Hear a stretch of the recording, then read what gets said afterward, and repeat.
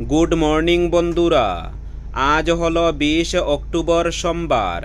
আজকের সকালের বিশেষ বিশেষ খবরগুলি হলো: জেলা প্রশাসন প্রদূষণ নিয়ন্ত্রণ পর্ষদ শিলচর আঞ্চলিক কার্যালয়, কাম ল্যাবরেটরি এবং পুলিশ প্রশাসনের যৌথ উদ্যোগে শনিবার থেকে শিলচর শহর জুড়ে নিষিদ্ধ বাজি পটকা বিক্রির বিরুদ্ধে ব্যাপক অভিযান চালানো হয়। দুদিনের অভিযানে শহরে ফাটকবাজার, জানিগঞ্জ, তারাপুর, মালুগ্রাম ইত্যাদি এলাকা থেকে প্রচুর পরিমাণে বাজেয়াপ্ত করা হয় নিষিদ্ধ শব্দবাজি। উল্লেখ্য, noise pollution and regulation rules 2008 অনুযায়ী 125 ডেসিবলের বেশি শব্দ থাকা বাজি সম্পূর্ণভাবে নিষিদ্ধ করা হয়েছে। সে হিসাবে রকেট, 28, তুবড়ি, সব ধরনের তারাবাতি, গ্রাউন্ড চক্কর, স্কাইশো, কিটকাট, রংমহল, রঙিন ম্যাচ, পেপার বম ইত্যাদি 16 ধরনের গ্রিন ক্র্যাকারকে পোড়ানোর জন্য মান্যতা দেওয়া হয়েছে। আর ওইসব পর্যবেক্ষণ করতে জেলা প্রশাসনের সঙ্গে মিলে পর্ষদের কর্মকর্তারা শহরের বিভিন্ন বাজার এলাকায় অভিযানে নামেন। পরবর্তী খবরটি হলো, নতুন বিদ্যুৎ সংযোগী লাইন স্থাপন করতে গিয়ে বিদ্যুতের খুঁটি ভেঙে করুণ মৃত্যু ঘটল এক হতদরিদ্র শ্রমিকের। রবিবার বিকেলে রাতাবাড়ির বাজারঘাট এলাকায় সংঘটিত হয় হৃদয় বিদারক ঘটনাটি। ঘটনাস্থলেই মৃত্যু ঘটে সামাদুদ্দিন বয়স 30 নামের শ্রমিকের। তার বাড়ি রাতাবাড়ির পাতিয়ালা গ্রামে। জানা গেছে, রাতাবাড়ির বাজারঘাট এলাকায় নতুন বিদ্যুতের লাইন সংস্থাপনের বরাত পেয়েছে একটি বেসরকারি সংস্থা। তারা শ্রমিক লাগিয়ে নতুন লাইন টানার কাজ করছিলেন। সে সময় খুঁটির উপরে উঠে নতুন তার লাগাতে গিয়ে হঠাৎ ভেঙে পড়ে পাকার খুঁটি। এতে মাটিতে লুটিয়ে চরম আঘাত পেয়ে ঘটনাস্থলেই প্রাণ হারান হতদরিদ্র শ্রমিক সামাদুদ্দিন। সহকর্মীরা তাকে উদ্ধার করে রামকৃষ্ণনগর স্বাস্থ্যকেন্দ্রে নিয়ে যাওয়ার পর কর্তব্যরত চিকিৎসক তাকে মৃত বলে ঘোষণা করেন। স্বামীর অকাল মৃত্যুতে অসহায় হয়ে পড়েছেন তার স্ত্রী ও 2 শিশু সন্তান। ঘটনার উপযুক্ত তদন্তসহ বরাতপ্রাপ্ত সংস্থা ও সরকারের তরফে ওই হতদরিদ্র পরিবারকে উপযুক্ত ক্ষতিপূরণ দেওয়ার দাবি তুলেছেন স্থানীয় জনগণ সহ সচেতন মহল। পরবর্তী খবরটি হলো, অন্য বছরের মতো Lions club of Silchar Belle Vue এই বছরও শহরের সেরা 5টি কালীপূজা কমিটিকে পুরস্কৃত করবে। শৃঙ্খলা, পূজা পর্যবেক্ষণ, আলোকসজ্জা, পরিচ্ছন্নতা, শব্দদূষণ এবং পূজা প্যান্ডেলের সামগ্রিক মূল্যায়নের ভিত্তিতে এই পুরস্কার প্রদান করা হবে। প্রথম পুরস্কারের ট্রফি স্বাধীনতা সংগ্রামী প্রয়াত গৌরীশঙ্কর রায়ের স্মৃতিতে, দ্বিতীয় পুরস্কারের ট্রফি সাংবাদিক প্রয়াত বিমলকান্তি দাসের স্মৃতিতে এবং তৃতীয় পুরস্কারের ট্রফি সমাজকর্মী রাধাকান্ত ত্রিবেদীর স্মৃতিতে প্রদান করা হবে। এছাড়াও চতুর্থ ও পঞ্চম পুরস্কার হিসাবে আরও 2টি পুরস্কার দেওয়া হবে। ক্লাবে বেলিভিউ এর প্রজেক্ট চেয়ারপারসন সঞ্জীব রায় সকলকে কালীপূজা ও দীপাবলির আন্তরিক শুভেচ্ছা জানিয়ে পুরস্কার প্রদানের কথা ঘোষণা করেছেন। তিনি বলেন, ক্লাবে ইতিমধ্যে একটি বিচারক মণ্ডলী গঠন করেছে। তাদের সিদ্ধান্তই চূড়ান্ত বলে বিবেচিত হবে। পূজার সময় নিরাপত্তা ও যথাযথ শৃঙ্খলা বজায় রাখার জন্য তিনি সংশ্লিষ্ট সকলের প্রতি আহ্বান জানিয়েছেন।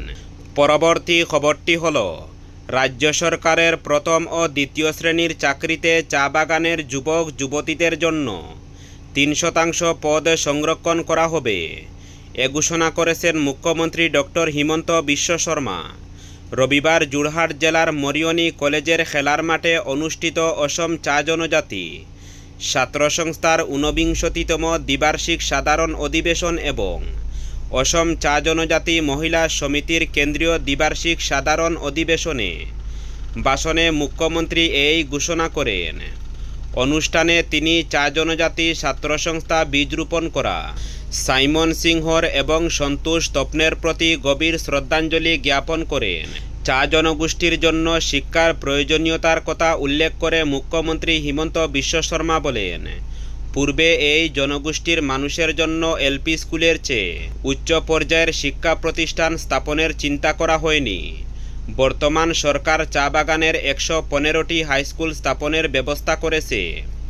আগামী বছর জানুয়ারি মাসে 100টি হাইস্কুলের উদ্বোধন করা হবে। তিনি বলেন, রাজ্যের বহু চা বাগানে এ ধরনের হাইস্কুল স্থাপনের পর আমি স্কুলগুলিতে শিক্ষার্থীদের সঙ্গে কথা বলে তাদের চোখে অজস্র স্বপ্ন দেখতে পেয়েছি। তারা নিজেদের জীবনে পরিবর্তন আনতে চান। তাই আমি হাই স্কুলগুলি হায়ার সেকেন্ডারিতে উন্নতি করার সিদ্ধান্ত নিয়েছিলাম। চা বাগানগুলিতে স্থাপিত এই স্কুলগুলি জ্ঞান অন্বেষণের স্পৃহা বহুগুণ বৃদ্ধি করতে সক্ষম হয়েছে। পরবর্তী খবরটি হলো, শিলচর তারাপুর ১ নম্বর রেলগেট ক্রসিং এলাকায় জুয়ার আসরের সংবাদ পরিবেশন করায় সাংবাদিক তাপস রঞ্জন নাথকে খুনের হুমকি দেওয়ায় চাঞ্চল্য ছড়িয়েছে। এ মর্মে তাপস রঞ্জন নাথ তিনি অভিযুক্তের বিরুদ্ধে শিলচর সদর থানায় একটি এফআইআর দায়ের করেছেন। রবিবার দুপুরে শিলচর প্রেস ক্লাব যুগ্ম সচিব গৌতম তালুকদারের নেতৃত্বে তাপস রঞ্জন নাথ, গুলশান খান, ইউসুফ আলী, রাজু চৌধুরী, জাকির লস্কর, বিশ্বজিৎ আচার্য, শুভম ভট্টাচার্য, দিলু দাস শিলচর সদর থানায় গিয়ে এফআইআর দায়ের করেন। এফআইআরে বলা হয় যে শনিবার রাতে তারাপুরের বাসিন্দা রাজা দেবনাথ ও জগদীশ বর্মন তাপসনাথকে প্রাণনাশের হুমকি দেন। তারা তাকে অকথ্য ভাষায় গালিগালাজ করে এবং শাসানি দেয় যে তাকে যেখানে পাবে সেখানেই খুন করবে। শনিবার রাতেই তারাপুর গিরিশ রোডের বাসিন্দা লিটন চক্রবর্তী মোবাইল ফোনে তাকে কড়া ভাষা প্রয়োগ করে বলেন, জুয়ার আসর বন্ধ হওয়ায় যত টাকা ক্ষতি হয়েছে কালী পূজার পরে তা দিতে হবে এবং বিপদে পড়বে। এ ব্যাপারে পুলিশ প্রশাসনের দৃষ্টি আকর্ষণ করে অভিযুক্তদের বিরুদ্ধে ব্যবস্থা নেওয়ার অনুরোধ জানিয়েছেন সাংবাদিক তাপস রঞ্জন দাস। পরবর্তী খবরটি হল, চাঁদা তুলে বড়জালেঙ্গায় রাস্তা সেতু সংস্কার গ্রামবাসীদের। পরবর্তী খবরটি হল, দেশের উন্নয়নের জন্য গ্রামাঞ্চলের উন্নয়ন অত্যন্ত জরুরি। গ্রামাঞ্চলের উন্নয়নের জন্য রাস্তাঘাটের গুরুত্ব অপরিসীম। কিন্তু আজও আমাদের আশপাশে অনেক গ্রাম রয়েছে যেখানে এখনও নির্মাণ করা হয়নি রাস্তাঘাট। এরকমই একটি গ্রাম দলাই বিধানসভা কেন্দ্রের বড়জালেঙ্গা উন্নয়ন খণ্ডের অধীন বড়জালেঙ্গা জিপির নতুন বস্তি নামের গ্রামটি। রাস্তাঘাট, পানীয় জল ও সরকারি উন্নয়নমূলক প্রকল্পের অভাবে যুগছে গ্রামটি। গ্রামের প্রতিটি পরিবারই দরিদ্র, কিন্তু কোনো জনপ্রতিনিধি গ্রামটিতে নির্মাণ করে দেননি একটি রাস্তা। রবিবার গ্রামের শঙ্করী দাস বলেন, গ্রামটিতে প্রায় 50 বছর ধরে মানুষ বসবাস করছেন। 2000 সালে মণিপুরের জাকুডাডোর থেকে অনেক বাঙালি হিন্দু পরিবারের লোকেদের জঙ্গিরা উচ্ছেদ করলে দলাই প্রাক্তন বিধায়ক তথা বর্তমান শিলচরের সাংসদ পরিমল শুক্লবৈদ্য সে সময় আরও 20টি পরিবারকে সেখানে থাকার ব্যবস্থা করে দেন। এদিন গ্রামের বেনুবালা দাস, অঞ্জলি বৈষ্ণব, স্বপ্নারানী দাস, লক্ষ্মীমণি বইয়া, সুপর্ণা দাস, রত্না দাস ও সোনালী দাস বলেন, কোনো জনপ্রতিনিধি এখনও তাদের গ্রামের রাস্তা নির্মাণ করে দেননি। বাধ্য হয়ে তারা চাঁদা তুলে রাস্তা সংস্কার করেন। চাঁদা তুলে বেশ কয়েকটি সেকও তৈরি করেছেন তারা। সারা বছর পানীয় জলের তীব্র সংকটে ভুগছেন গ্রামের মানুষ। সরকারি একটি নলকূপও পোতা হয়নি গ্রামে।